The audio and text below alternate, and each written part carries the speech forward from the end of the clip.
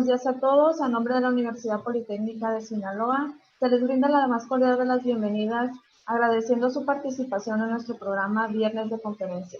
En esta ocasión contamos con la presencia del doctor Sergio Rossi Heras, investigador científico del Departamento de Ciencias y Tecnologías Ambientales de la Universidad de Salento en Lici, Italia, que nos hablará de la contribución de microalgas marinas para el desarrollo sustentable.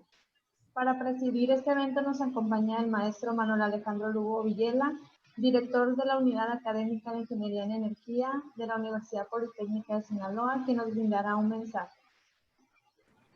Muchas gracias, Paula. Antes que nada, quiero agradecer muchísimo la presencia. Es una presencia virtual que de alguna manera nos conecta de manera padrísimo con las diferentes partes del mundo. Es algo increíble. Y el día de hoy tenemos al doctor Sergio Rossi, a quien le doy la más cordial de las bienvenidas.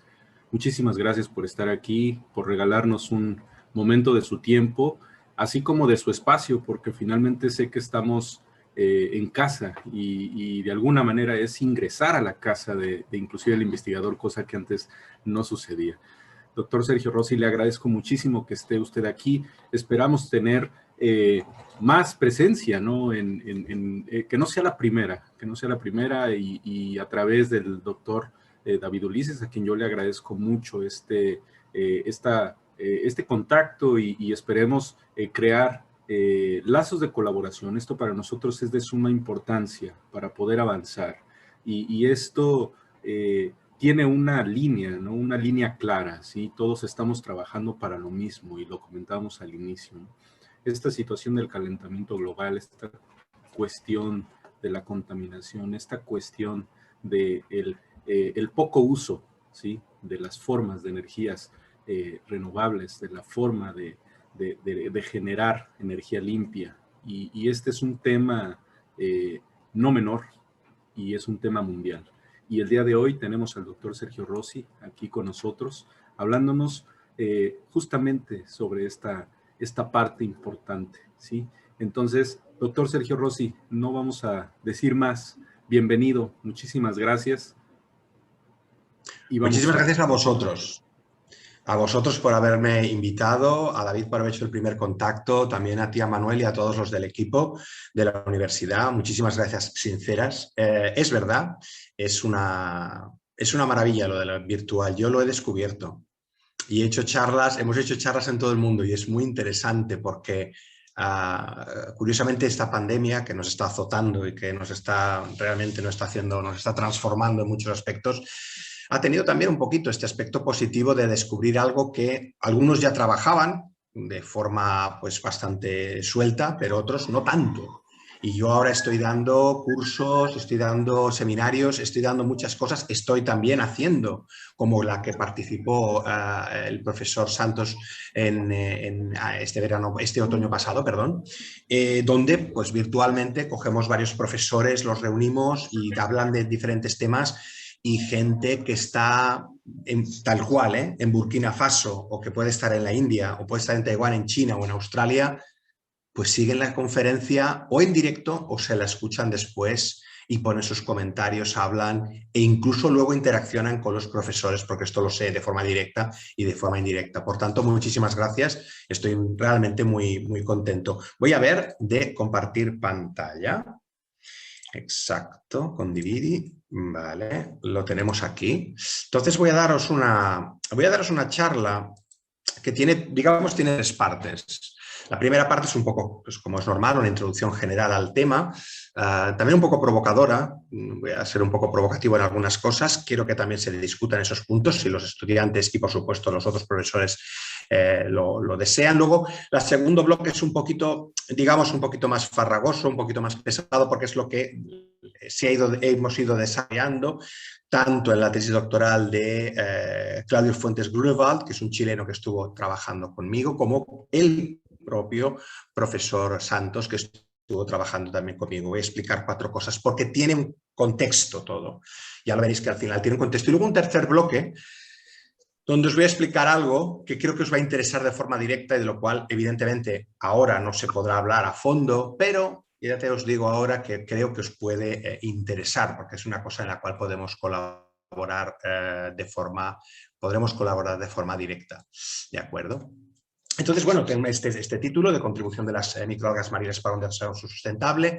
Acabamos de publicar un artículo científico que es como una especie de perspective paper, un poco también de revisión, pero más bien un artículo de perspectiva donde se habla una vez más de la posibilidad de que estas microalgas sean una ayuda para la transición energética, etc. Estas algas que, como veremos ahora, han sido bastante menospreciadas en general y que no son algo nuevo de estudiar, porque como creo que los estudiantes son los primeros que sabrán, ya cuando hubo la crisis del petróleo de la OPEC en los 70, se estudió muy seriamente el hecho de que las microalgas pudiesen crear biofuels en general y biodiesel en particular. Ya se empezó a pensar en ello y hay trabajos de los años 70 que son muy buenos, donde se demostraba que, desde luego, la cosa podía darse. Vamos a intentar entrar un poco en el tema, porque yo no soy una persona tecno-optimista, no lo he sido nunca, y sin embargo, sí que sé que la tecnología nos ayuda y nos puede ayudar, pero no soy tecno-optimista, es decir, quiero dejar bien claro que las cosas se resuelven de muchos modos diferentes, no solo mejorando la tecnología que nos ayude de alguna forma a resolver problemas, ¿de acuerdo? Entonces, lo primero que os quería enseñar era esto. ¿Qué es esto? Bueno, esto es simplemente una cosa tan sencilla como ver la evolución de la potencia que gastamos por persona en el planeta, desde que éramos hombres primitivos hasta hoy en día. Esto que veis aquí, esos 100 vatios, recordad, es una bombilla de casa que tenéis ahí encima, suele ser unos 100 vatios, 60, 120, bueno, depende, pero son una potencia relativamente pequeña. Esto es lo que gastaba en día una persona que de alguna manera se movía, cazaba, quemaba, tenía su fuego, etc. Evolucionando no solo como especie, sino ya como sociedad, pero pues lo que tenemos es un aumento de la necesidad de invertir más energía. Y cada vez invertíamos más energía, hasta que en estos momentos estamos aproximadamente, son cifras por favor muy aproximadas, pero que son bastante interesantes, de 12.000 vatios por persona, con 7.600 millones de personas. Pensad que hay gente en Manhattan que seguramente utilizarán 50.000 vatios y, por supuesto, habrá gente en Djibouti que estará utilizando pues también unos 200, 300, 500 vatios. Eso es extraordinariamente asimétrico y, como podéis entender, también extraordinariamente, digamos que relacionado con la propia justicia social, etcétera, etcétera. Pero aquí lo que me interesa es que veáis esto, es decir, esto es lo que hay que entender. Hay que entender que hay una enorme cantidad de energía que estamos invirtiendo por persona. Eso es lo que de alguna manera realmente hay que cambiar, porque estamos en un sistema que es un sistema finito, es un sistema que tiene sus posibilidades. No voy a insistir porque todos vuestros profesores, lo que habéis leído, hablan de lo mismo, pero me interesa mucho que se entienda esto. Es decir, cuando buscamos esas soluciones, por favor, tenemos que pensar sobre todo en cómo quitar un poco el pie del acelerador para que la cosa realmente funcione. ¿Por qué es así? Porque, por ejemplo, todo lo que serían los combustibles fósiles han sido un descubrimiento que nos han hecho crecer exponencialmente en tantos aspectos. Tiene una parte enormemente positiva, eso que no lo dude absolutamente nadie. Y nadie pensaba que a finales del siglo XVIII, principios del siglo XIX, cuando empezaron a utilizarse en forma seriada el carbón para la revolución industrial y posteriormente el petróleo, pues todo el mundo pensaba que realmente aquello era una maravilla, porque se crea un motor, primero un motor a vapor y luego un motor a explosión, que, oye, es que nos resuelve la vida de una manera realmente importante. Desde un punto de vista simplemente de transporte de personas, hasta algo tan a lo mejor sofisticado como la explotación de una mina de cobre, con grandes máquinas que requieren una enorme cantidad de energía.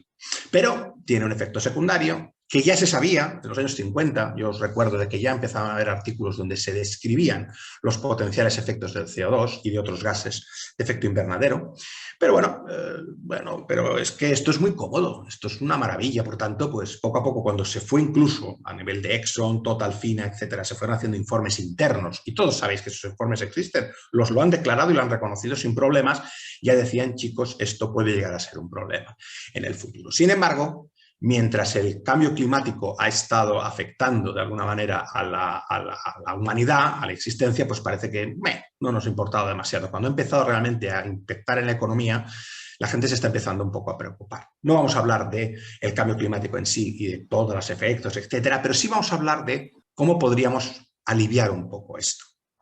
¿Y cómo lo podemos aliviar? Teniendo en cuenta algunas cosas importantes. En realidad, sustituir el petróleo o los derivados del petróleo, sustituirlos parcialmente o totalmente, no está solo relacionado con el cambio climático. Está relacionado con muchas más cosas. El cambio climático es un efecto y es así, lo estamos viviendo, lo vamos a vivir de una manera mucho más intensa en el futuro. Hay un feedback positivo, una retroalimentación positiva y, por tanto, estamos yendo cada vez a un proceso de calentamiento más acelerado. Pero hay otras cosas. Hay otras cosas que están relacionadas, por ejemplo, con el peak oil, con el pico del petróleo, que ya lo hemos alcanzado y seguramente ya estamos en declive. Lo que pasa es que no es algo que sea inmediato, un peak oil no es que se acabe de repente la gasolina, el diésel de golpe, pero sí que es la que ya lo empezamos a notar de forma importante. También la matriz de energías que utilizamos, que también están relacionadas con el autoabastecimiento. Ahora ha habido una enorme distribución de esa energía en forma de sobre todo, básicamente de petróleo, gas y carbón, también de uranio, no nos engañemos. El uranio también ha sido muy importante en algunos países para crear toda esa, toda esta infraestructura que nos está tirando hacia adelante en este planeta. El peak oil es importante, siento decirlo, que ya no es solo el cambio climático. Están empezando a faltar, por ejemplo, toda una serie de combustibles ligeros, como el diésel. Ahora, de repente, en Europa y en Estados Unidos, especialmente en Europa, se han escandalizado porque el diésel contamina mucho más que la gasolina. Bueno, es discutible. Yo lo que quiero decir es de que el diésel, efectivamente, como petróleo ligero, que es todo aquel que entienda un poco cómo van las cosas, sabe que precisamente es el que más está escaseando.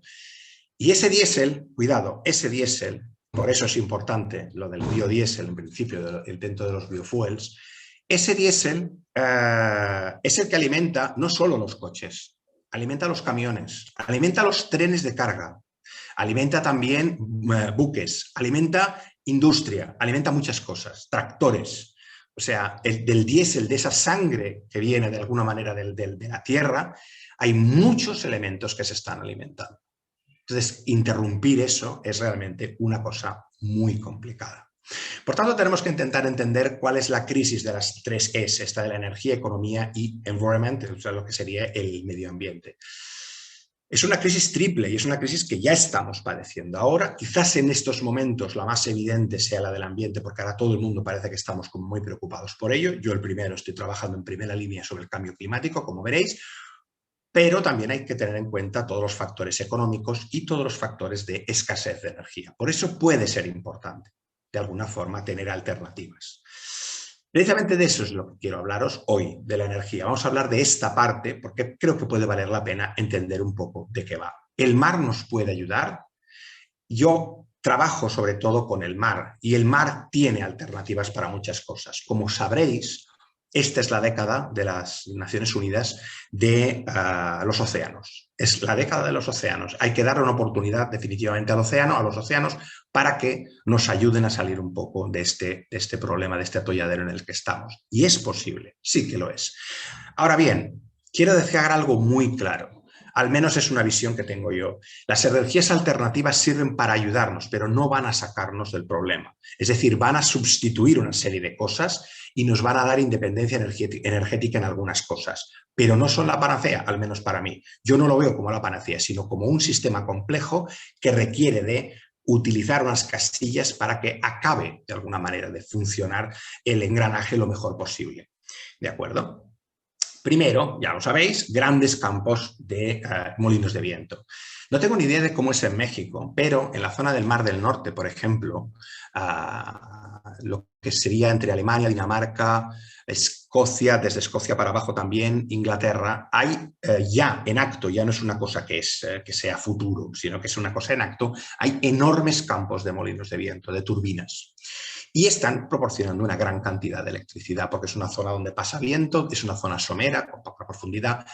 Este tipo de wind power offshore son cada vez más comunes y se está haciendo una fuerte apuesta. Como también se está haciendo una fuerte apuesta debajo del agua por las turbinas que están de alguna manera instaladas en el fondo del mar o están, digamos, entre aguas. Eso también es cierto. En Escocia, por ejemplo, hay proyectos de desarrollo muy importantes a este respecto, donde pues, estas turbinas, además, como hay mayor viscosidad y hay toda una serie de elementos técnicos y físicos que ayudan, dan una enorme cantidad de energía. Todo tiene problemas, por favor. Esto también tiene problemas de fouling, tiene problemas también con las especies marinas y de alguna manera de impacto del hábitat, etcétera, etcétera. Como también se están utilizando y de forma muy seriada y muy seria lo que son las corrientes de marea y, por supuesto, el oleaje.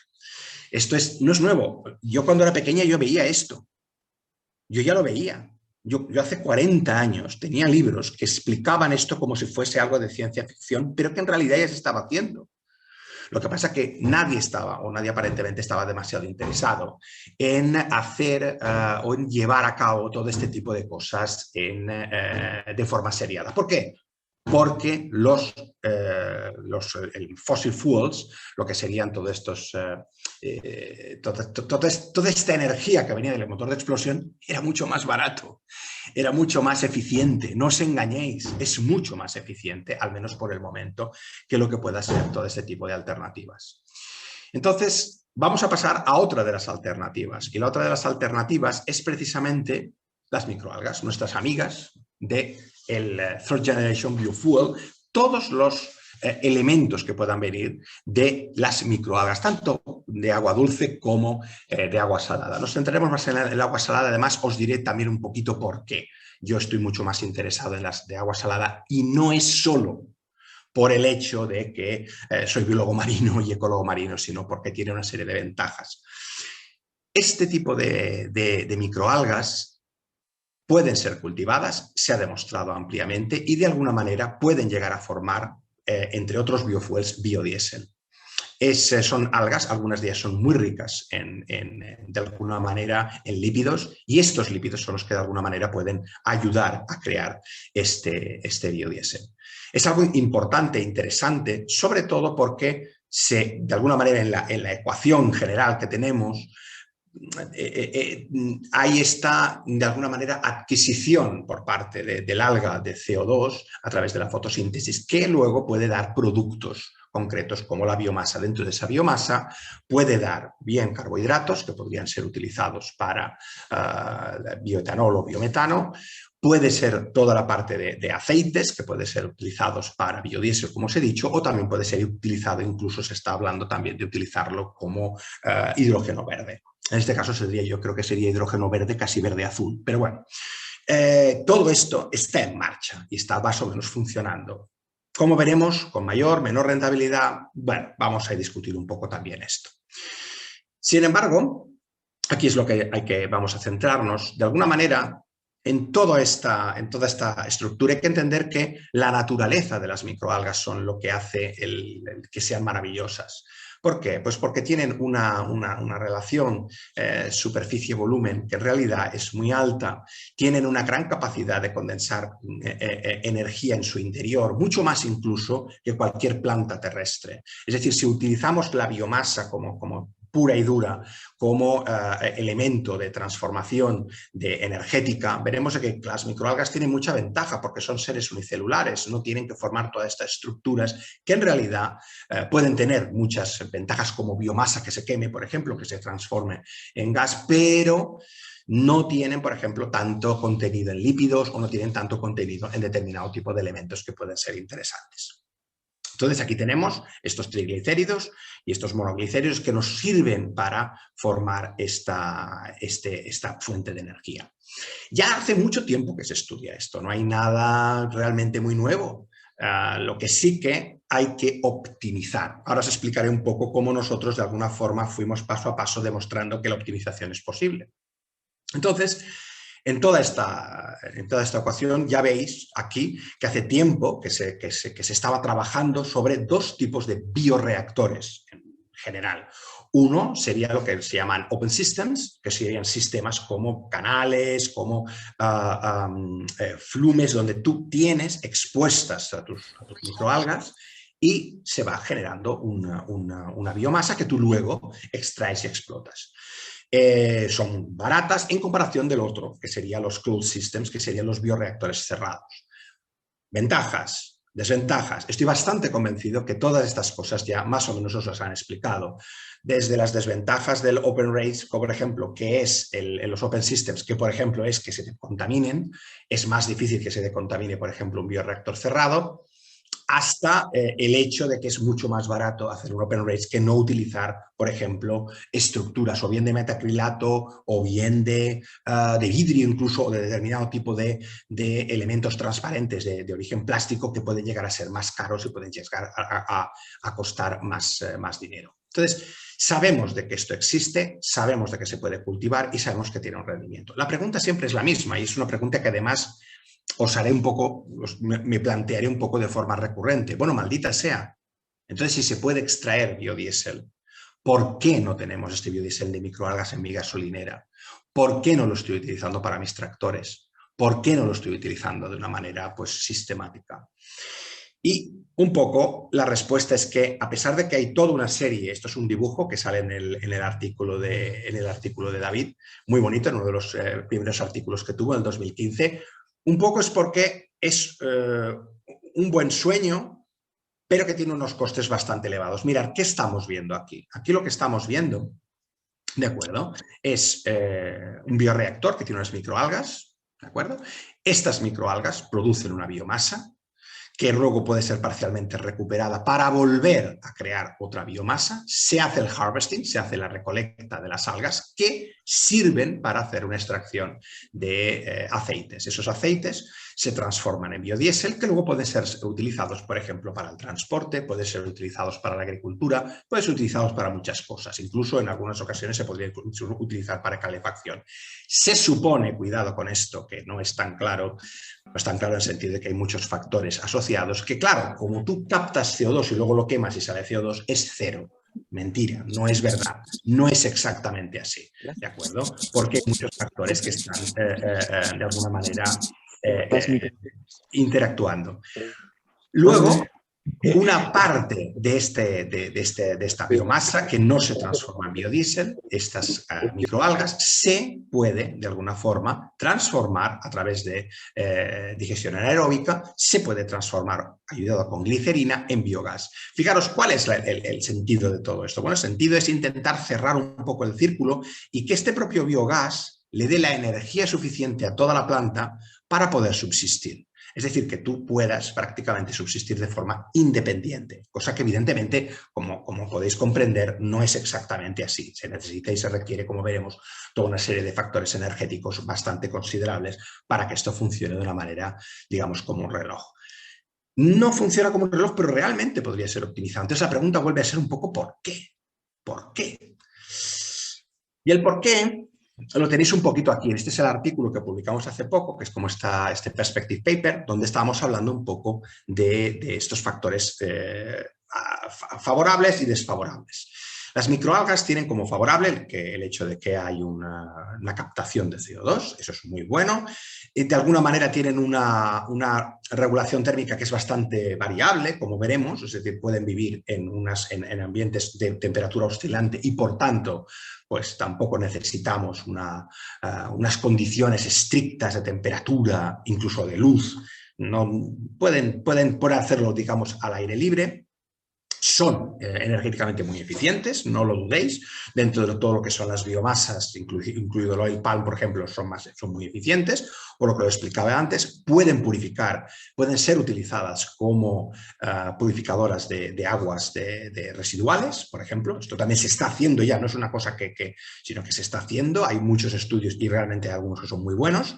Pero no pueden producir biofuels y otros productos interesantes. La biomasa no solo es interesante para el biofuel, puede ser utilizada como comida, puede ser utilizada como también alimento para acuicultura, puede ser utilizada en cosmocéutica, en nutracéutica, puede ser utilizada para muchas más cosas, o sea que es una biomasa realmente muy interesante. Y además, de alguna forma, la microalga en sí también de cierta manera puede ser utilizada como un elemento de instrucción de cómo podrían funcionar las cosas.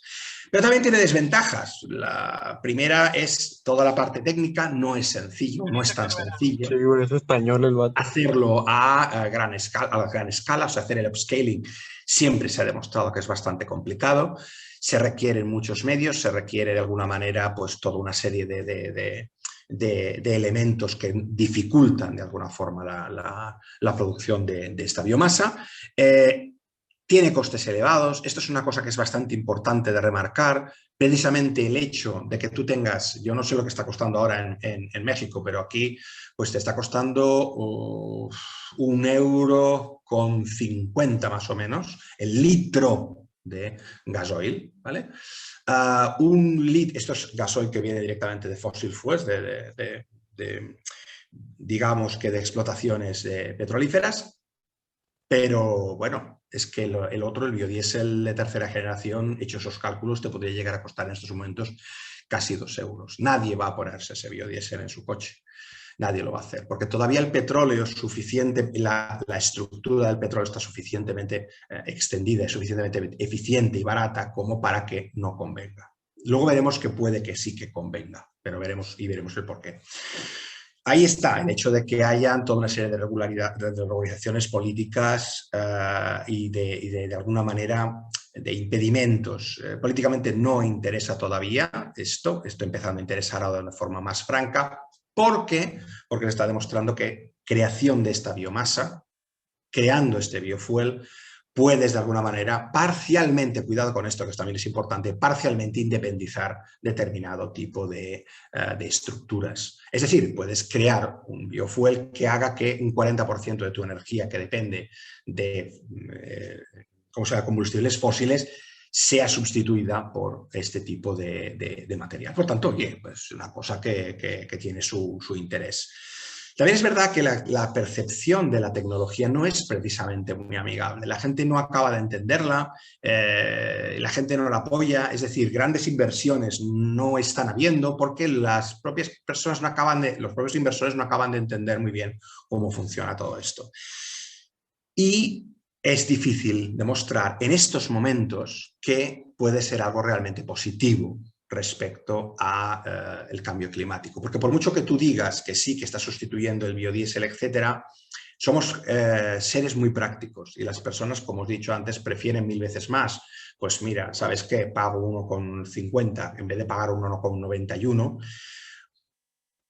Pues a decir, mira, ¿sabes qué? Voy a esforzarme, voy a viajar menos, Esto, por desgracia, porque es así, no funciona.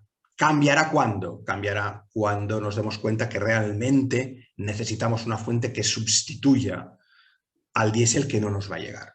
Y eso llegará un momento que será así. Empezará cada vez a escasear más, es un elemento finito, todos lo sabéis, y cuando empiece realmente a escasear y sobre todo a las zonas más aisladas empiece a no llegar la energía, entonces quizás que sí que nos planteemos que puede llegar a valer la pena el hacer este tipo de paso. Entonces, ¿qué es lo que estudiamos? ¿Qué es lo que en este segundo bloque que os quería explicar? ¿Qué es lo que de alguna manera, en qué estamos pensando cuando de alguna manera hacemos este paso? Pues estamos pensando en hacer lo más rentable posible nuestra producción, en este caso de biodiesel, por ejemplo. Tienes una alta biomasa con una producción de aceite grande que tienes que es inversamente proporcional de alguna forma al consumo de energía que tú necesitas para crear esta biomasa y sobre todo también inversamente proporcional al impacto ambiental. Es decir, que esta, digamos que producción sostenible de biodiesel va relacionada de forma directa a lo que tú puedes producir realmente e inversamente proporcional a lo que de alguna manera puede impactar en la economía y en la energía que consumes para hacerlo y en el impacto ambiental que tienes, que por supuesto este impacto ambiental podés estar bien seguros que existe. Nosotros lo que hicimos fue elegir en el momento con Claudio Fuentes Grunewald, elegimos los dinoflagelados y los racidófitos. ¿Por qué? Bueno, porque son de alguna manera un grupo cosmopolita, son un grupo que está disperso por todo el planeta. Es un grupo que no se sabe prácticamente mucha cosa respecto al biodiesel. De hecho, vais a encontrar pocos artículos de dinoflagelados y de racidófitos relacionados con biofuel, sobre todo marino. Es un organismo complejo que tiene muchos metabolitos y por tanto puede ser utilizado no solo para la creación de biodiesel, sino también para compuestos secundarios muy interesantes. es muy fácil de aislar y de hacerlo crecer. Es un organismo relativamente poco delicado. Las diatomeas a veces son más delicadas o pueden llegar a ser más delicadas y de alguna manera hay una gran cantidad en el ambiente. Fijaros una cosa que es importante en toda esta percepción. Las microalgas marinas tienen una cierta ventaja sobre las microalgas de agua dulce, que probablemente os hayan explicado. Hay un artículo científico muy bueno del PNAS que explica el gasto de agua dulce que hay relacionado con las microalgas de agua dulce y las microalgas de agua salada. Y las microalgas de agua salada consumen, como es normal, muchísima menos agua dulce. Consumen también, cuidado, pero consumen mucha menos agua dulce. Y eso es importante porque a igualdad de biomasa y de rendibilidad por biomasa, el hecho de que tú tengas, de alguna forma, que utilizar menos agua dulce es crítico. Las microalgas son interesantes porque tienen mucha más rendibilidad, ocupan mucho menos espacio, por ejemplo, ocupan un 4% de espacio respecto al 100% que puede utilizar un oil palm. Si tú haces la comparación de biomasa, se utiliza muchísimo menos espacio que puede ser dedicado a otras cosas. Y además utilizan mucha menos agua. Pero las de agua salada utilizan menos agua todavía, por tanto, de alguna forma pueden ser interesantes. Y otro detalle es que todas estas microalgas, pensad que no compiten con todo este biofuel que sale de tierra, que podría ser cultivable, para poder darle de comer a la gente. Y esto es realmente algo que es bastante crítico también. ¿Qué hicimos? Pues lo primero que hay que hacer en este tipo de cosas es buscar cuál es el alga, digamos, campeona. Lo que tienes que hacer es coger un set de algas. Nosotros cogimos pues, un set de 10 algas, de alguna manera las cultivamos y vimos cuál era su rendibilidad. ¿Cuál era la más rendible? No solo por biomasa, cuidado, sino por ratio de aceite por biomasa, que ahora veréis que es una cosa que es un poco diferente. O sea que el crecimiento de unas puede ser muy grande, pero a lo mejor eso no es lo que más explica de alguna forma su viabilidad como biocombustible. Entonces aquí tenéis las especies, que no importan, tenéis varios dinoficios, raptidoficios, bacilarioficios y prasinofocios, perdón. Entonces, estas eran inóculos que nosotros cogimos y cultivamos. Cultivamos y vimos qué pasaba con este tipo de microalgas respecto a su crecimiento. Fijaros, aquí, por ejemplo, tenéis que aparentemente Tetraselmis suecica crece mucho más rápido que Carlodinium beneficum. ¿De acuerdo? Es verdad, crece más rápido, tienes un número de células por mililitro mayor por unidad de tiempo. Eso está clarísimo. Sin embargo, si os vais a mirar la cantidad de aceite que tenéis por litro, esto es Tetraselmis suecica y esto es Carlodinium. Por tanto, por mucho que os crezca más rápido, realmente Carlodinium, haciendo la relación, os va a salir mucho más rentable. Este es el primer paso esencial. Mirar qué alga puede ser la más rentable, qué alga puede ser la más interesante, qué alga puede de alguna manera produciros más aceite por unidad de biomasa. Lo segundo que tenéis que hacer es optimizar. Una vez que tenéis las algas que pueden ser interesantes, podéis optimizar. Y podéis, en este caso, aplicar ligeros factores de estrés que, como seguramente sabréis, hacen que los lípidos puedan aumentar por unidad de biomasa. Es decir, ligeramente estresadas, estas células entienden que de alguna forma hay un problema ambiental que las puede llegar a, de alguna forma, para que estas células se transformen luego en cistes de resistencia porque la situación no es la más conveniente. Y en esos casos lo que hacen, las diatomeas fueron de las primeras que se descubrió esto, lo que hacen es acumular lípidos, ácidos grasos. ¿Por qué? Porque de alguna forma ellas a lo mejor tienen que pasar largos tiempos en una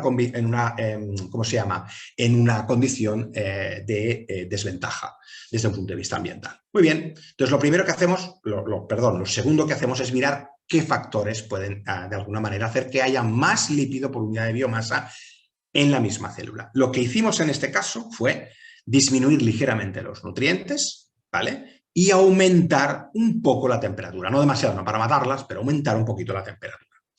¿De acuerdo? Lo hicimos en Alexandrum minutum y Heterosigma casivo. Son dos especies que también se demostraron que eran muy rendibles desde el punto de vista de lípidos. Y lo que veis aquí es el control y el tratamiento. El control, las condiciones normales de nitrógeno y las condiciones, digamos que normales de temperatura.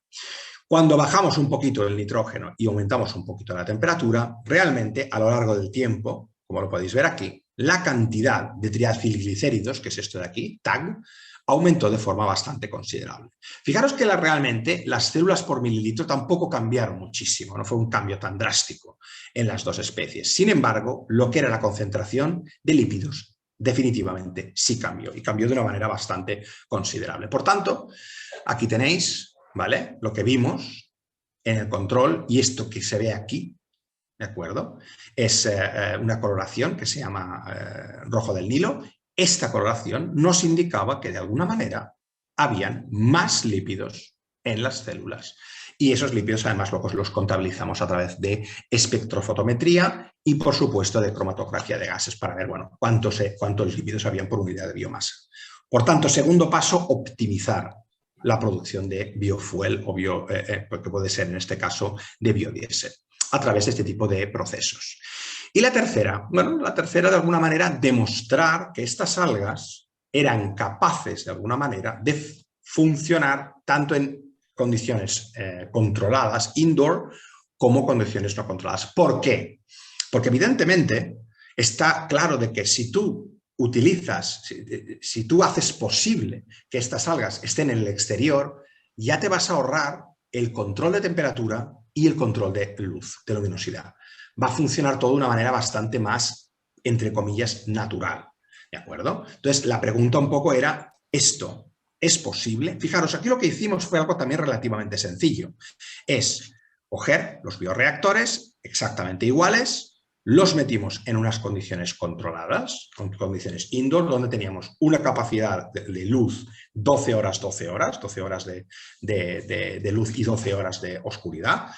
Y después utilizamos aquí, ¿de acuerdo?, unas condiciones donde seguía el ciclo tanto de temperatura como de luz que había en el exterior. ¿Esto funcionó? Bueno, esto funcionó bastante bien. Lo que se pudo ver aquí, por ejemplo, es que la concentración de clorofila, ¿vale?, en condiciones outdoor, las células funcionaban y estas estrellitas que veis aquí son los momentos de recolección de la cepa. Lo que hacíamos era recolectábamos y volveríamos a poner inóculo y el bioreactor volvía otra vez a funcionar. Funcionaba y funcionaba de una manera bastante buena. Y no solo funcionaba de una manera bastante buena, sino que el rendimiento era mayor que las de las células de indoor, de las células en condiciones controladas. Que algunos dicen, bueno, pero mete las 24 horas la luz y mantén la luz y tendrás más.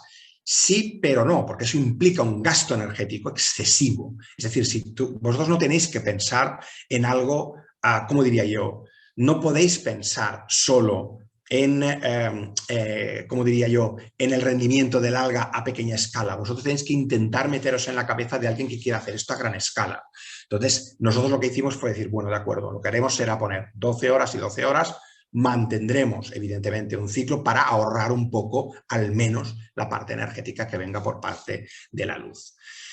Y lo que sí que se veía, ¿vale?, es que los problemas más graves que podíamos tener en estas condiciones outdoor, en estas condiciones en el exterior, era que o bien se nos podían congelar, eso pasó efectivamente, pasó en un momento determinado del ciclo, donde nosotros lo que tuvimos fueron unas condiciones meteorológicas de una temperatura que estaba casi entre los 1 y 5 grados centígrados aproximadamente, y nuestras células se murieron de frío. En otra ocasión se nos socarraron, es decir, se nos quemaron, porque había un exceso de luz y había un exceso sobre todo de temperatura en otro momento del ciclo. Esto es cierto, esto hay que tenerlo en cuenta y hay que estudiarlo bien para poder hacer la recolecta en los momentos adecuados y optimizar el método lo mejor que podamos. Pero lo que sí que vimos es que cuando comparábamos indoor y outdoor, ¿de acuerdo?, lo que pudimos comprobar es que de alguna manera la concentración de lípidos y la concentración de células, etcétera, podía llegar a ser ligeramente superior cuando estábamos haciendo la aproximación outdoor. Repito, esto cuando nosotros considerábamos además términos de proporciones con biomasa, etcétera, etcétera. Para decirlo de otra manera, al final conseguimos que las cosas funcionasen de una manera bastante coherente con los experimentos outdoor. Esto llevó al profesor Santos Vallardo, esto llevó a un poco una continuidad de ese estudio, intentando ver otra cosa. Nosotros hemos utilizado metacrilato, pero el metacrilato es muy caro, es un elemento muy caro. Entonces intentamos ver si funcionaba también con otro tipo de elementos mucho más baratos, como podrían ser bolsas de plástico. Si os fijáis aquí, en este caso con Phaedactylium tricornutum, si lo veis, tenéis los bioreactores de metacrilato y lo que serían las bolsas. Intento hacer un poco continuar con este camino de optimización, en este caso ya más económico que no puramente de biomasa. Se intentó mirar a ver qué pasaba, si se podían utilizar estas bolsas de plástico o no se podían utilizar. Esto es, de alguna manera, la utilización de este tipo de materiales era o podía ser realmente muy importante para comparar y para ver pues, costes. Porque esto, repito, cuando vosotros pasáis de la teoría a la práctica, tenéis que tener en cuenta que evidentemente si no tenéis suficiente, digamos que la economía no es lo suficientemente adecuada, pues esto desde un punto de vista estrictamente empresarial pues puede no funcionar. ¿De acuerdo? Y bueno, lo que demostró el profesor es que básicamente cuando vosotros utilizáis, cuando vosotros utilizáis de alguna manera el metacrilato sigue siendo más bueno. En condiciones outdoor, el metacrilato sigue siendo mucho más bueno. Observar que de alguna forma la rendibilidad es mucho más elevada. Eso hace que las bolsas de plástico sean más baratas, pero luego a la hora de tener vuestra recolecta de microalgas a lo mejor no es lo más adecuado o puede no ser lo más adecuado. Al final siempre es una cuestión de números. Si resulta que estos números, estas proporciones que tenéis aquí en verde y en rojo, si resulta que cuando vosotros hacéis este tipo de proyecciones y este tipo de proyecciones sí que os sale a cuenta, a lo mejor vale la pena. En este momento que además el plástico está intentando ser arrinconado por otros problemas relacionados con la producción precisamente del mar, a lo mejor sí que vale la pena tener metacrilato, que os puede durar muchos años. Nosotros calculamos que los cilindros de metacrilato que utilizamos con Claudio tenían una vida útil de 10 años. Hombre, pues que quieras que no, es una vida útil muchísimo mayor que la de las bolsas de plástico, que enseguida se vuelven opacas y enseguida se estropean. ¿De acuerdo? Y que pueden no servir para el funcionamiento de vuestra empresa. Finalmente, en todo este proceso, claro, la otra parte era, tenemos una parte de la biomasa, tenemos una proporción de la biomasa que no ha sido utilizada como biodiesel. ¿Qué hacemos con esa parte? ¿Conseguimos retroalimentar? ¿No conseguimos retroalimentar? ¿Podemos tener otra fuente, de alguna manera, de fuel dentro de toda esta ecuación? ¿Y podemos, de alguna manera, incrementar la rentabilidad utilizando algún tipo de método? Esto, repito, también es un trabajo del profesor que para mí fue fantástico porque fue enlazando con todo lo que se había hecho antes y a mí fue el primero que me hizo entender cómo englobar toda la ecuación. ¿Qué puntos tener en cuenta para que esto de alguna forma funcione? Y aquí volvemos un poco al dibujo del profesor, donde él mismo, de alguna manera, pues deja claro cómo se debería proceder y qué se debería hacer aquí. Al final, lo que él hizo en la Universidad Autónoma de Barcelona, como sabéis, es utilizar diferentes tipos de inóculos, utilizar diferentes tipos de bases para ver si se podía aumentar de alguna manera la producción de biogás. Y esto funcionó, y funcionó realmente bien. Se demostró que habían, de alguna forma, inóculos más eficientes, menos eficientes. Eso también son cosas que evidentemente hay que estudiar para producir precisamente más biogás. Y además, si tú utilizabas como sustrato el glicerol, aumentabas todavía más la potencia de la creación de este tipo de biofuel. ¿De acuerdo? Dicho esto, ahora tenéis una producción optimizada. Repito, hay más pasos que dar, por supuesto, pero podéis tener un esquema de una producción de biodiesel relativamente optimizada, una producción de biogás relativamente optimizada. Bueno, ahora lo que vamos a ver es, de alguna forma, cómo implementamos esto. Esta es la parte más importante realmente del proyecto. Cómo intentamos hacer entender que esto puede o no ser rentable. Y ahora veréis de que este tipo de aproximación es absolutamente esencial para convencer también al que va a invertir dinero si esto vale o no vale la pena y si puede ser de alguna manera aprovechable o no aprovechable. Y es hacer lo que se llama un Life Cycle Assessment, hacer de alguna manera un balance energético. En este caso, nosotros el Life Cycle Assessment lo decimos no en materiales, sino sobre todo en energía invertida respecto a energía que sale de alguna manera de todo el proceso. ¿Vale? Entonces, ¿esto es posible? ¿Se puede hacer esto? ¿Cómo lo planteamos? ¿Cuál es este balance? Pues este balance, que además tiene en cuenta impactos ambientales, tiene que tener en cuenta la energía que entra y la energía que de alguna manera sale. Es decir, la energía que vosotros obtenéis de vuestra biomasa y la energía que vosotros tenéis que meter para crear esa biomasa. Y esto, que parece una cosa trivial, es una cosa que por lo general se hace muy poco. Se está haciendo cada vez más. Esta última década cada vez se hace más este tipo de aproximación. Pero os aseguro que no es sencillo hacer este tipo de cálculo. En este caso, solo respecto al biodiesel.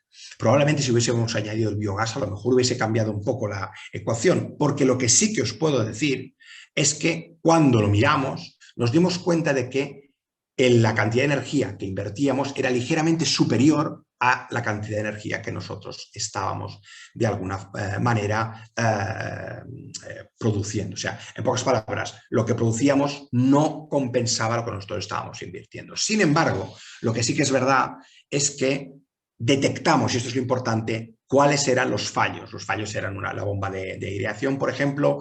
Los fallos estaban relacionados precisamente con el material. El metacrilato es muy costoso desde un punto de vista energético de formar, y otra serie de factores que eran perfectamente optimizables. Nos dimos cuenta, por tanto, de que sí que se podía optimizar y que sí que se podía realmente se podían hacer bien las cosas. Lo último es deciros, respecto a todo este estudio y todas estas, digamos que esta extrapolación, que hay una posibilidad de hacer un upscaling.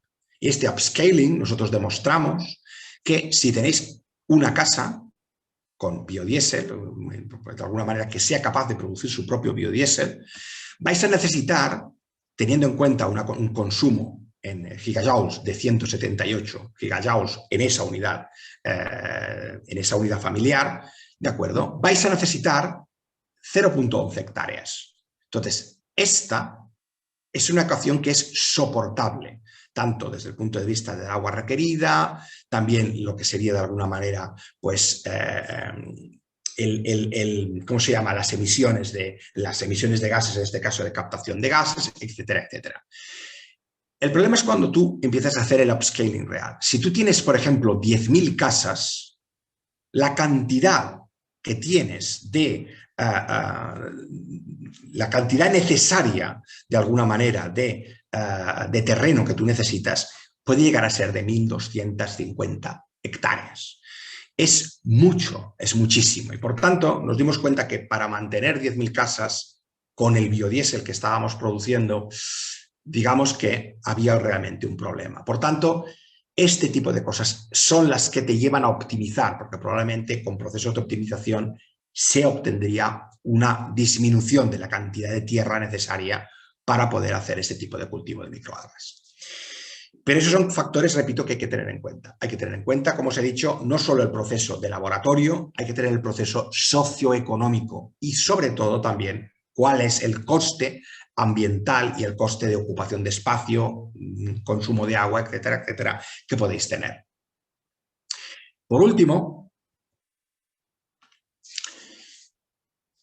Vamos a ver por qué me interesa. Esta tercera parte es la que de alguna manera yo creo que es la más, por decirlo de una buena manera, pues más dirigida a vosotros, pero sobre todo también a vuestros profesores. A ver, ¿por qué me interesa a mí el biodiesel? Pues a mí me interesa el biodiesel por una manera, el biodiesel este de tercera generación, por una cosa relativamente sencilla. En realidad el biofuel, cuando tú eres capaz de crearlo, aunque sea a relativamente pequeña escala, si consigues consumir menos, porque eso es el factor crítico, consumir menos energía, menos materia, menos de todo. Y eso es la primera cosa que tenemos que comprender. Cuando tú consigues tener este equilibrio, sabiendo de que además la transición a las energías renovables de tipo molinos de viento, electricidad formada pues por, ¿cómo se llama?, mareomotriz, por otro tipo de elementos, placas solares, etcétera. Todo este tipo de cosas que no sustituye un tractor todavía, no está sustituyendo un camión todavía, no está sustituyendo una serie de cosas. Para esta transición puede ser muy interesante. Primero, porque te independizas desde un punto de vista energético. Segundo, porque evidentemente es muchísimo mejor desde un punto de vista ambiental, aunque sea sustituir una parte, no toda la energía que se pueda necesitar. Vale. Entonces, la columna veces están iguales. Okay. Vamos a ver cómo podemos de alguna manera proyectar o tener una idea de cómo proyectar la producción de alguna manera de biofuel, de biodiesel y de biogás, por ejemplo, para intentar de alguna manera aliviar uno de los problemas más grandes que tenemos, que es el problema de los arrecifes de coral. O sea, ¿cómo podemos combinar las dos cosas? Vamos a intentar ver, si fuese posible, combinar las dos cosas. Como todos vosotros sabéis, ¿de acuerdo?, en todo este problema que tenemos de energía, economía y ambiente, los que al final acaban pagando son precisamente los ecosistemas, sobre todo los ecosistemas llamados ecosistemas complejos. Un ecosistema complejo es, por ejemplo, el arrecife de coral, que vosotros tenéis en México y algunos de ellos son preciosos. Y, sin embargo, muchos de ellos están pues, realmente muy afectados. Supongo que os acordáis de que hace unos años hubo un tremendo bleaching que afectó sobre todo a la gran barrera de coral en Australia, pero que afectó a un montón de lugares en todo el planeta debido al fenómeno del Niño. Bueno, este blanqueo de los corales es un problema gravísimo y es un problema que tenemos que afrontar y tenemos que intentar, o sí, se puede intentar o se intentará corregir. En Australia se están haciendo muchos proyectos, megaproyectos, están invirtiendo cientos de millones de dólares para hacer proyectos de regeneración a gran escala. Esa es la realidad, se está haciendo y están muy interesados en todo tipo de regeneración de este estilo. ¿Por qué? Porque saben que los arrecifes de corales, aparte de tener peces bonitos, tienen muchos otros servicios ecosistémicos, desde la protección contra los huracanes, ciclos biogeoquímicos, biomasa para la pesca, el turismo ya no te digo, hay un montón de cosas que está asociada al buen estado de los arrecifes de coral, está asociado el hecho de que la cosa funcione, de que las economías pues también funcionen a nivel local y a nivel regional. Entonces, lo que sí que es cierto es que hubo una mortalidad muy elevada, muy elevada de estos arrecifes de coral. Hubo un blanqueo importante, en algunos lugares no se ha recuperado, hay algunos lugares donde más del 50-60%, en este caso en Australia, pero también en otras zonas del Pacífico no se ha recuperado. También han habido muertes sistemáticas en zonas del Índico, etcétera, etcétera. Entonces, claro, se plantea el problema de cómo realmente podemos ayudar a que esto funcione de otra forma. Todos sabéis de que estos corales tienen dentro unas algas microscópicas que son los simbiodináceos. Symbiodinium microradiaticum, por ejemplo, es uno de las especies que está en el interior. Y cuando hay un fenómeno de bleaching, desaparecen. Estas algas se van. Pero es curioso porque estas algas microscópicas, en condiciones normales, sin forzarlas y sin hacer ningún tipo de experimento raro, pueden llegar a tener un 48% de su biomasa seca en forma de lípidos. Un 48% es mucho. Y yo estoy convencido que se puede hacer más. Se puede de alguna manera promover o inyectar más en este sentido. Entonces, la pregunta es, bueno, ¿y esto qué tiene que ver? Bueno, esto tiene que ver porque en Australia precisamente lo que están trabajando es con determinado tipo de simbiodináceos, haciéndolos resistentes al calor. Pero hay un pequeño problema en toda esta historia. Esos mismos simbiodináceos que se están intentando hacer termorresistentes, hay artículos muy interesantes al respecto, donde tienen más de 200 generaciones de simbiodináceos que pueden llegar a soportar 2,5 grados más de temperatura de lo normal y que se pueden reinocular a los corales. Y volveréis a preguntar, bueno, ¿y todo esto qué tiene que ver todo esto con el biodiesel de tercera generación? Tiene que ver en un factor determinado. Y el factor determinado es que vosotros, para tener una gran cantidad de biomasa que en un momento determinado, si hay un bleaching, pueda funcionar, a lo mejor podría valer la pena, no lo sé, podría valer la pena hacer crecer estas microalgas en condiciones controladas para crear biofuel y cuando fuese necesario por el bleaching, una parte estar comprometida para ser reinoculadas a mediana gran escala. Vuelvo a insistir, en Australia, por ejemplo, están realmente muy desesperados y este tipo de cosas que ellos planteaban en 2018 en un congreso en el que estuve presente, planteaban cosas industriales. Entonces, crear una rendibilidad económica a nivel local o a nivel regional de estas microalgas puede ser un win-win en el sentido que tienes un elemento, una biomasa que tú utilizas para productos, en este caso de biofuel, pero puede ser otras cosas también, puede ser alimento u otras cosas, pero que tú puedes utilizar como por ejemplo para hacer biogás o biodiesel y que al mismo tiempo pueda llegar a servir en caso de emergencia como microalgas vivas para ser inoculadas dentro de los corales. Entonces, claro, tú revertirías o podrías llegar a revertir todo este efecto, podrías realmente intentar de alguna manera crear una energía que además podría ser, repito, utilizada, aunque fuese a pequeña escala, para parcialmente cubrir determinado tipo de necesidades energéticas. Lo interesante de esto es que muchos de los arrecifes de coral, precisamente, están en zonas que no tienen un gran acceso directo al petróleo. No lo tienen. O sea, hay muchas zonas que sí, por supuesto, pero hay otras que no tanto. Y entonces son las que se verán más afectadas cuando cuando realmente hay una crisis energética profunda. No nos acordaremos de nadie, no nos acordaremos, como se suele decir en España, ni de nuestra madre. Es decir, será sálvese quien pueda. Si tú tienes una fuente de energía alternativa que te permita mantener determinado tipo de estructuras de agricultura, de industria y sobre todo también de transporte, a lo mejor podría valer la pena explorarla. Lo que pasa es que lo que tenemos que hacer es aplicar nuestro conocimiento. ¿Cómo lo podríamos plantear? Pues bueno, vamos a ver cómo lo podríamos plantear. Lo que podríamos plantear es hacer una buena reunión donde nos reunamos los tecnólogos y los científicos para intentar ver los protocolos comunes que tenemos que utilizar para hacer este tipo de acción. Luego hay 3 bloques determinados. Primero, la valorización de los diferentes clados, porque no todos los simbiodinios son iguales, como seguramente sabréis, dentro de los corales y de alguna manera optimizar su producción. Este sería el primer paso. El segundo paso que podríamos hacer es hacer un buen planning socioeconómico. Esto es muy importante porque, claro, tú puedes producir cosas muy bonitas, puedes producir unicornios de colores, pero si no tienes un apoyo y un entendimiento por parte de las personas que lo van a utilizar, pues eso no va a funcionar. Lo tercero es estudiar de alguna manera cómo hacer este tipo de inoculación. O sea, en otras palabras, intentar ver cómo vamos a hacer este tipo de paso. Esto es un nivel de ingeniería donde se tendría que esforzar para ver cómo hacer esto a gran escala y hacer este tipo de inoculación a gran escala. Repito que estas cosas están ya empezando a funcionar, ¿eh?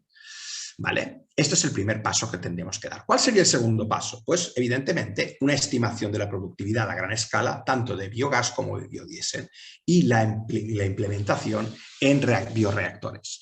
Y además hacer de alguna manera, buscar los inversores públicos o privados, explicándoles el plan y además teniendo en cuenta y esto es fundamental, la implicación de los buzos. En este caso tendría que ser planes de emergencia donde nosotros fuésemos capaces de inocular este tipo de microalga en los corales a gran escala y que esto se tendría que hacer realmente con la ayuda de los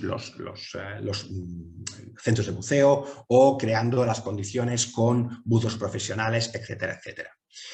¿vale? Estas dos están evidentemente interrelacionadas. Y finalmente, pues mirar toda la instalación de biorefinería, los planes legales, para ver si realmente la viabilidad del proyecto está a la orden del día.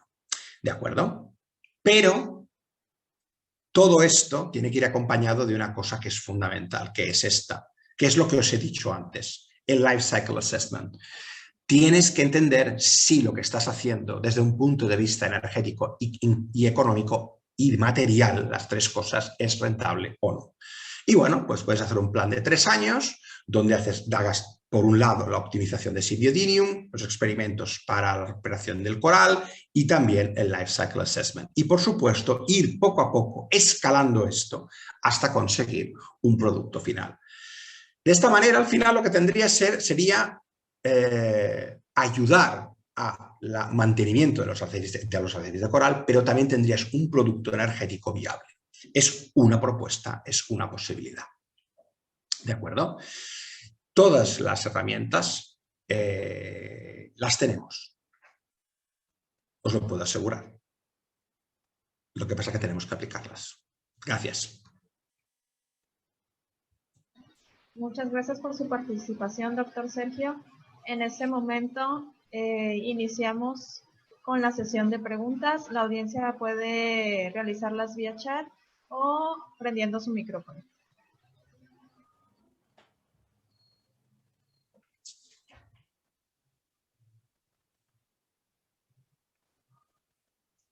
Se quedaron mudos.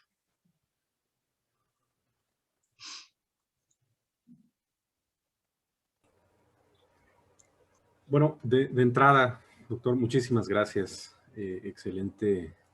Es una visión, lo estaba comentando con Ulises, ¿no? Que es para nosotros muy importante, ¿no? Empezar a crear justamente estas cuestiones híbridas, ¿no? Ahorita lo mencionaba con la experimentación que hicieron respecto a la cantidad de energía que se utiliza para poder mantener las microalgas. En su momento, con el doctor Ulises hemos estado observando justamente este gasto energético, ¿no? Porque pues, las microalgas deben de tener una temperatura controlada, deben tener una cantidad de luz controlada también. Y digo, no es un tema que sea yo que esté muy adentrado, ¿no? Sin embargo, sí observo esta cuestión que de alguna manera impacta y es lo que platicábamos, comenzar a generar cuestiones híbridas en donde empiezas a meter ya diferentes tipos de generación de energía para poderle proveer a las en este caso a las microalgas, ¿no? Entonces, bueno, yo es un comentario que hago porque sí es para nosotros muy importante, ¿no? En su momento, pues hemos tenido la intención de empezar a trabajar de manera más formal, por así decirlo, ¿no? En su experiencia, doctor, por ejemplo, el almacenamiento en este caso ya del biodiesel, ¿sí? En su experiencia, o sea, ¿qué tan costoso es hacer almacenamiento? O sea, imagínese una universidad, una institución como la de nosotros, que realmente no producimos mucho, no porque no queramos, ¿no? Sino porque de alguna manera hay situaciones en las que el almacenamiento pudiera ser pues un problema, ¿no? Entonces, no sé bajo su experiencia, ¿sí? ¿Qué tan costoso es el almacenamiento, el puro almacenamiento después de esta producción? Pues la verdad, cuando hicimos este estudio, nos dimos cuenta de la utilización, por un lado, de tierra para poder producir, pero también contamos con la tierra para poder almacenar. Y efectivamente, este es un problema que no tiene una fácil resolución, porque cuando tú aumentas el número de casas, esas 10.000 casas, por ejemplo, ostras, estás utilizando una cantidad de hectáreas que luego además se convierten. Tú no puedes dejar los bidones ahí de cualquier manera. Tienes que tener unas instalaciones controladas, tienes que construirlas. No es algo barato. Entonces, ¿qué pasa? Que también tenemos un almacenamiento de petróleo. Vosotros lo sabéis, se almacenan millones de barriles cada día. Entonces, al final, Este tipo de optimización vendrá, en mi opinión, cuando el almacenamiento y la producción, por supuesto, de combustibles fósiles empiece a ser más cara y más poco asequible, porque además, repito, los combustibles fósiles vienen de determinadas zonas, no están en todas partes. En España tenemos poquísimo, en Italia no hay nada. O sea, Europa, por ejemplo, tiene un enorme déficit. México no, por ejemplo. Nigeria no. Arabia Saudita no, pero hay otros países que sí. Entonces, cuando realmente cueste más el almacenarlo y transportarlo que cuando tú lo produces, lo almacenas y lo tienes en el lugar. Porque eso es la ventaja, de alguna manera, de este tipo de biofuels. Que le restas de toda esta ecuación la movilidad. La movilidad, estoy hablando a larga escala, por supuesto. Desde Arabia Saudí nos están viniendo desde el Golfo Pérsico, pasa por el Mar Rojo y por el Canal de Suez. Eso es un gasto energético espectacular, pero se está dando. En cambio, si tú tienes un biodiesel o un biofuel, lo tendrás que almacenar. Lo que también se puede hacer, yo creo, es bueno, producir y al mismo tiempo, y eso es una cosa que es una labor ingenierística, que además vosotros sois ingenieros, y es intentar producir de manera que el almacenaje sea, como diría yo, no tanto produces, tanto consumes, por eso es muy arriesgado, pero sí que haya de alguna manera un poco de equilibrio, que tengas siempre un poco más almacenado de lo que produces, pero que no te pases en la producción para no ocupar un espacio y unos recursos energéticos bastante considerables. Gracias, doctor. ¿Alguna otra pregunta que tenga la audiencia?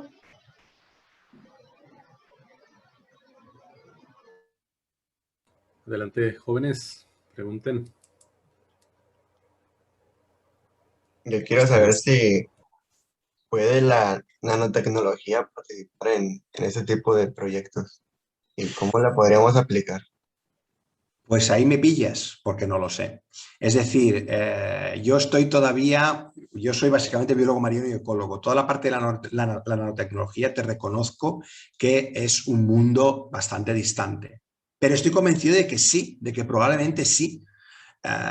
Precisamente esa es la gracia de ese tipo de proyectos, que tú lo que haces es reúnes a personas de muy diferentes campos y les pones un problema. Yo cuando me puse este problema del proyecto que os he explicado, que este proyecto no se ha realizado nunca, es decir, este proyecto lo tengo, David lo sabe, el profesor Santos lo sabe, pero no lo he hecho porque estoy en Italia y entonces pues no, y en Brasil sí que lo hemos de alguna manera, empezamos a pensarlo, pero por desgracia la persona con la que yo había hablado para hacer el proyecto pues falleció hacía bastantes años. El profesor Lobo Farias pues falleció, y entonces es lo típico que cuando todo va a personas, por decirlo de alguna forma. Entonces, todo lo que sería la nanotecnología, pues seguramente ayudaría. Repito que cuando hice ese proyecto yo estoy convencido de que tendré en cuenta muchas otras cosas que no están puestas sobre el tapete. El cómo, yo no te lo sé decir. A lo mejor alguno de los profesores sí, yo no. Bueno, muchas gracias. De nada. ¿Alguna otra pregunta? José Ángel pregunta, ¿cómo sería posible empezar a crear conciencia en la sociedad sobre el uso de las microalgas? Esa es una muy buena pregunta. Precisamente eso es uno de los mayores obstáculos. Yo creo que precisamente haciendo entender la función de las microalgas en el planeta. Todos vosotros sabéis, o al menos espero que lo sepáis, que el 50% del oxígeno que en este momento estáis respirando viene de las microalgas. Yo creo que ese es un paso bastante importante. Si la gente entendiese esto, ya empezaría a comprender, digamos que empezaría a tener un poquito más de respeto a las microalgas. O sea, si en este momento tú quitas las microalgas, el 50% del oxígeno se va. Y si quitas fanerógamas y macroalgas, otro 20%. El 30% son los bosques, que son los que se llevan todas las medallas. Amazonia, el Congo, Indonesia. Pero la realidad es que la producción primaria de las microalgas es la que nos está dando el oxígeno que estamos respirando. Entonces, esa concienciación pasa sobre todo por hacer entender que esa humilde microalga, tan pequeñita y tan, es la que de alguna manera nos hace subsistir. Por tanto, el crear productos a través de este tipo de microorganismos puede ser importante. Luego, evidentemente, explicar bien la ecuación de la fotosíntesis, etcétera. Tampoco engañando a la gente, porque yo me he encontrado con algunas charlas, algunas cosas, no, esto es cero. No, lo importante es que la gente sepa lo que hay y cómo funciona, pero que se dé cuenta que realmente, digamos que la cantidad de energía necesaria para producirlas es muy poco respecto a la energía que de alguna manera ellas consumen. Entonces, estos son cosas que yo creo que son factores que tienen que ser puestos sobre el tapete. Y además porque son unos organismos muy bonitos. Si es que hasta eso tienen. Que tú les enseñes en un microscopio, tanto en microscopio óptico como electrónico, cómo funcionan, cómo se ven, y hasta eso es bonito, hasta eso es hermoso. Entonces, claro, hay mecanismos para hacer que las personas lo comprendan, pero lo que os he dicho antes, el problema principal es de que mientras tengamos el petróleo tan barato, va a ser complicado. Y esto va a durar, no es que de repente el año que viene haya un colapso económico, no funciona así. Pero sí que es cierto que pues, poco a poco se irá encareciendo. Aprovechando aquí la pregunta y de acuerdo a lo que acaba de comentar, doctor, me surge la duda, ¿no? Digo, hacemos una campaña a nivel mundial en donde te dicen, vamos a plantar árboles, ¿no? Porque necesitamos generar más oxígeno. Pero, ¿qué relación existe entonces justamente para la disminución del CO2? Sí, pero ahora a través de las microalgas. Exacto, exacto, exacto. Y además, piensa una cosa, las microalgas, debido al cambio climático, también están disminuyendo su capacidad de producir oxígeno. Esto hay un estudio bastante reciente que yo explico en clase bastante, de que hechos cálculos en el norte del Pacífico, durante los últimos 15, 20 años aproximadamente, ha disminuido en un 15% la productividad de oxígeno en el Pacífico Norte. Y esto es extrapolable a muchas otras zonas del planeta. Está disminuyendo las microalgas, sobre todo por estratificación y por falta de nutrientes. El futuro está en los océanos. Es decir, yo no digo absolutamente nada respecto a plantar árboles, por favor. Pero hay problemas con plantar árboles. Es que cada vez habrá menos agua, lo sabemos. Cada vez hará más calor, lo sabemos. La evapotranspiración será cada vez más fuerte. Y mira lo que está pasando en Canadá, que ahora todo el mundo además lo ve, y esos incendios. Ya no se acuerdan de los incendios que habían hace 2 años en Siberia, que fueron devastadores.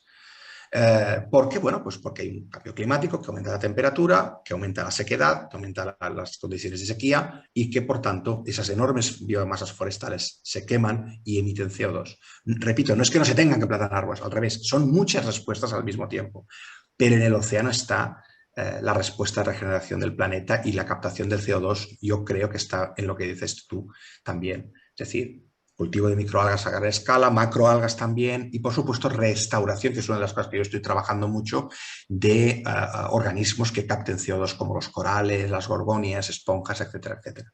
Es un proceso complejo, pero bueno, es que la naturaleza es compleja, o sea, no hay más. En general hay pocos proyectos, ¿verdad? O sea, realmente no Muy es... pocos, muy pocos. Mira, hemos tenido una reunión con la gente de la UNESCO y de la ONU sobre precisamente un proyecto muy grande que estamos intentando llevar a cabo, y se han quedado como muy sorprendidos, de restauración marina, ¿vale? Con corales y con gorgonias, una cosa totalmente distinta que tiene que ver precisamente con eso, con la captación de CO2. Y es que ellos lo que han dicho es que la gente empieza a estar muy concienciada, pero la inercia política y económica es tan bestial, tan grande, que hace que las cosas sean a veces muy complicadas de explicar. Tenemos otras preguntas, doctor. A ver. Preguntan, ¿qué tan utilizado es realmente este recurso, las microalgas, ya a nivel comercial en Europa, y principalmente para qué se utilizan? Esa es una buena pregunta, porque las microalgas se están utilizando para otros fines. Desde en Europa se están cultivando microalgas y hay empresas que de alguna manera trabajan las microalgas, incluso en países nórdicos. Incluso en países escandinavos, que tienen muy poca luz, como sabéis, o la luz que tienen es muy limitada, pero precisamente están adaptando los cultivos a la cantidad de luz que puedan tener y a la temperatura y una serie de cosas, porque la mayoría de los cultivos son outdoors. Existen, lo que pasa es que no se utilizan para crear biofuel. se utilizan más bien para crear, por ejemplo, alimento para peces o para alimento para personas también, porque son muy ricas, en omega 3, en omega 6, son muy ricas en muchas cosas. Esto lo explicó muy bien el profesor Santos en la charla que dio en octubre, donde de alguna forma pues, explicó que no es solo el biodiesel o el biogás, hay muchísimas posibilidades con las microalgas. Entonces, la gente es reticente a utilizarlas como biofuel y biogás, porque tienen cosas que son más rendibles, como por ejemplo nutracéutica o moléculas dedicadas a farmacología, etcétera, etcétera. ¿Se cultivan? Sí. Hay un intenso cultivo en algunas zonas y ya hay bioreactores. No a la escala que deberían haber, quizás, pero sí que los hay, sí. Y bueno, la pregunta mía, yo la hice, ¿no? Un poquito más para que los alumnos vean, ¿no? Porque muchas veces uno les platica ese tipo de cosas, pero por ejemplo, usted que vive allá en Europa, pues está un poquito más enterado de las empresas que hay, pues, de microalgas, ¿no? Que normalmente acá en México algunas iniciaron buscando biodiesel, pero ya que vieron las ganancias, los rendimientos, dijeron, no, Claro. no, esto no va por ahí, pues. Y ya Claro. están haciendo suplementos alimenticios, antioxidantes, colorantes, y se van más por ese tipo de productos. Claro. Aquí lo ideal es que lo que podemos hacer es conectar, pues, sacamos el colorante o el alimento, y con el resto, pues, hacemos algo más, algo menos rentable probablemente, pero que impulse el aspecto económico del proceso. Claro, claro. Y además es una cuestión estratégica. La energía es estratégica, pero en estos momentos vemos todavía más rendible, como dices tú, David, el crear, por ejemplo, un tinte o crear, por ejemplo, una molécula que sea un complemento nutritivo o cosas por el porque es así, el mercado es así, no nos engañemos. No, vamos a quemar las algas y bueno, yo no quiero quemarlas porque es que me sirven más para otro tipo de productos. Esto, Claudio Fuentes Grunewald me lo dijo cuando ya estaba en Swansea, me dijo, tío, olvídate del biodiesel, esto sirve para esto, yo lo estoy utilizando para esto en Inglaterra. Y yo me quedé, digo, bueno, pero purificación de aguas, producción... Claro, yo me quedé y digo, pues tendrá razón, lo que pasa es que es una cuestión estratégica lo del biodiesel o el biofuel. Yo lo veo más como a medio y largo plazo crear las condiciones para que haya, en parte, no toda la biomasa quizás, pero sí que en parte, una producción de una energía que tú puedes controlar. Tenemos otra pregunta, doctor. ¿Cuáles serían los 3 principales parámetros de control que usted considera para iniciar un estudio de microalga? Yo creo que los parámetros principales serían, bueno, lo de la selección de las especies es importante porque tenemos muchos inóculos. Lo primero que tienes que hacer, sin duda, es mirarte toda la literatura que puedas, porque hay muchas cosas que ya están escritas. Entonces después hay que forzar de alguna forma a que el alga se optimice. A ver, también hay métodos de optimización genética, también existen estos.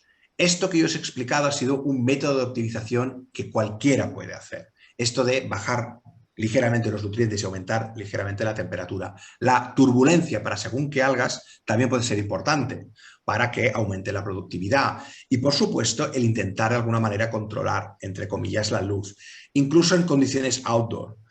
Entonces, lo primero que de alguna manera habría que controlar es que tengan las condiciones de luz, de nutrientes y por supuesto de temperatura adecuadas. Pero una vez que tienes controlado esto, entonces empezar a forzar un poco la máquina para intentar ver si pasa del 40% de lípido por unidad de biomasa seca, a lo mejor a un 60, 62, 58 o un 75, vamos a poner. Hay algunas algas que realmente es muy exagerado.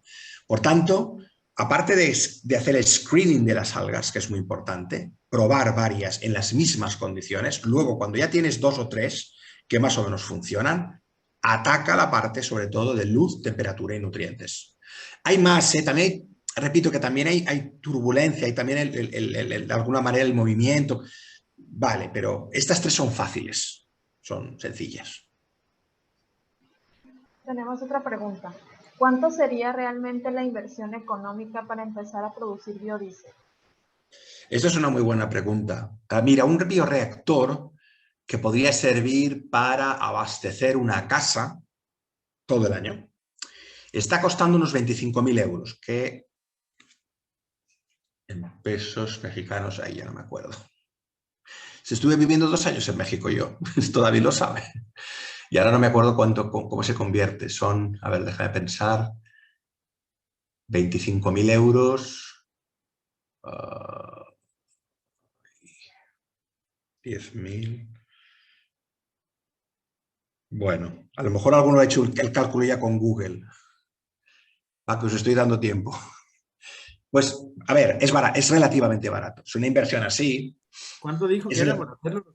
25.000 euros. ¿Cuánto Creo que es serían como pesos? medio millón, Medio millón, ¿vale? más A o ver, menos. barato, no es barato, pero no es carísimo. Es decir, es una cosa que de alguna forma, esto con un bioreactor, repito, comprado y fabricado en Europa, pero es una cosa que puede funcionar, ¿de acuerdo? Y que tienen una vida muy larga. Estos son unos bioreactores que ya funcionan y que pueden tener una vida de unos 20 años.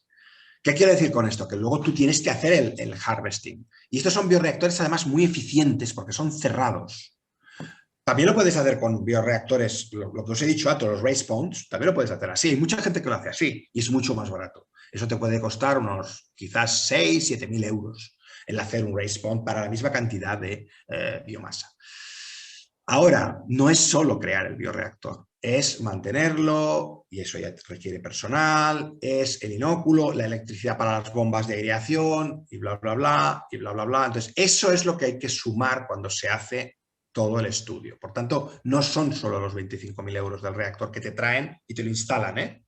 Te lo instalan y te lo dejan preparado para que tú empieces a hacer tu cultivo de algas, sino es todo lo demás. Por tanto, a lo mejor una inversión inicial pues igual son unos 40.000 euros, que luego evidentemente hay que ir manteniendo, si es posible. Repito, estas son cifras extraordinariamente aproximadas para un household, digamos, o sea, más que una familia de 5 personas, para un núcleo humano pequeño, ¿vale? Para personas que tengan la necesidad de mover 2 coches al año y un tractor.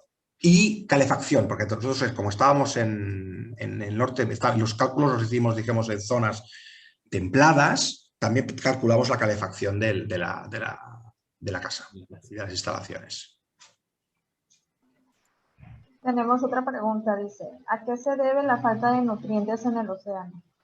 Por lo mencionado respecto a la disminución del oxígeno producido por las microalgas, ¿visualiza alguna solución al respecto? Es una pregunta muy delicada. Vamos a ver. Bueno, los nutrientes descienden porque no ascienden. Es decir, los nutrientes vienen de 2 fuentes diferentes, los ríos y también por afloramiento, ¿vale? Eso es básico. Entonces, la parte de los ríos cada vez llevan menos. De alguna manera, depende de los ríos. Hay algunos ríos que están llevando más nutrientes, pero cada vez los nutrientes están más controlados. Sobre todo, por ejemplo, en zonas más industrializadas se están llevando procesos y los nutrientes cada vez están más controlados. Bueno, pero el problema no es ese. El problema a gran escala es la estratificación del mar, debido precisamente al aumento de temperatura. Ese aumento de temperatura hace que se creen termoclinas, que se creen barreras, que hacen que los afloramientos no sean digamos que tan efectivos, vamos a decirlo así. Y eso es un problema muy grave, porque cada vez hay menos nutrientes donde más hace falta, que es en la zona fótica, en la zona donde llega la luz. Entonces los nutrientes están, pero no llegan. Solución, no lo sé, porque a gran escala la solución es de que disminuyese la temperatura. Pero eso va a ser más complicado de lo que parece. Eso va a ser más complicado de lo que parece. Pero precisamente todo este tipo de efectos sinérgicos que existen, porque existen y se pueden aplicar,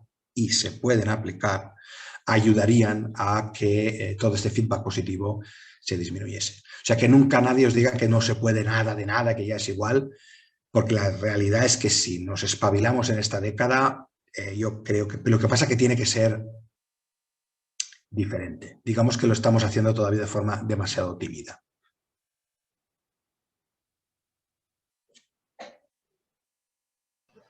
Muchas gracias. Ya con esto concluimos lo que es la sesión de preguntas. Gracias por sus participaciones. Y a nombre de la Universidad Politécnica de Sinaloa agradecemos la participación del doctor Sergio Rossi e invitamos al doctor Ulises Santos a hacer la entrega del reconocimiento. Ok, bueno, pues le agradezco nuevamente la charla, que se haya tenido el tiempo de estar aquí con nosotros. Yo le comento a mis alumnos cuando tengo oportunidad que usted es un ejemplo de lo que debe hacer un investigador, de lo que tiene que ser un investigador en cuanto a desarrollar ciencia, pero desarrollar también difusión, ¿no? Usted, les comento, ha hecho libros infantiles para promover esta parte de la conciencia ambiental, ha hecho libros de thrillers que yo tengo, me falta el de las medusas, no lo he podido conseguir, libros donde desde otra trinchera que es la ficción, pues busca meter algo de conciencia ambiental, pues, y eso es algo que no siempre se hace, ¿no? Muchas veces acá en México los investigadores estamos así, a ver, publicar para mantener en el sistema y tratar de sobrevivir, ¿no? En una competencia, pues, muy, muy cruda, pero pues es bien importante hacer esta divulgación, pues, hacer llegar a la gente que no es experta en el tema, que conozcan, pues, y que les interese, pues. Eso yo siempre lo pongo como ejemplo y la verdad, pues le agradezco mucho, ¿no? Y le confieso, lo admiro mucho en lo que hace, ¿no? Y esa propuesta que pone de trabajo, Claro. cuente con nosotros para, si hay manera de participar con usted o con otro grupo de universidades, cuente con todo el apoyo y la participación de nuestra parte, ¿no?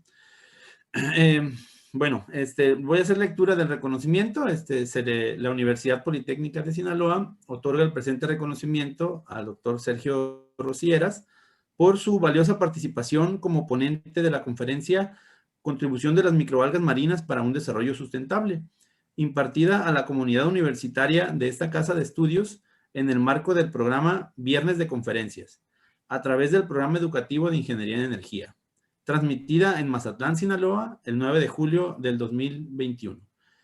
Firman las autoridades, el doctor Alfredo Román Mesina, rector, y maestro en ciencias Víctor Manuel Rodríguez, secretario académico. Se le agradezco de nuevo la presentación. Yo muchísimas gracias, David. Yo estoy contentísimo. A mí cuando me lo dijiste, sinceramente, me pareció genial. Y estoy muy contento de poder haber hecho la charla. Espero que haya podido pues, ser útil también para los chavales bueno, que de alguna manera pues, hayan visto algunas cosas que también estamos haciendo por aquí. Y la última parte, que es el proyecto, pues la he puesto adrede para que lo pensemos con calma y busquemos la manera de ejecutarlo. Yo aquí no lo puedo ejecutar, estoy en el Mediterráneo. No tengo posibilidad. Es una cosa que necesitamos un sistema tropical para que sea realista. Entonces, bueno, pues pensémoslo con calma y busquemos las fuentes de financiación que yo creo que serían, que se pueden encontrar para una cosa así. Sí, sin duda. Agradecemos la participación del doctor Sergio y del doctor David Ulises, y muchas gracias a las personas que nos acompañaron.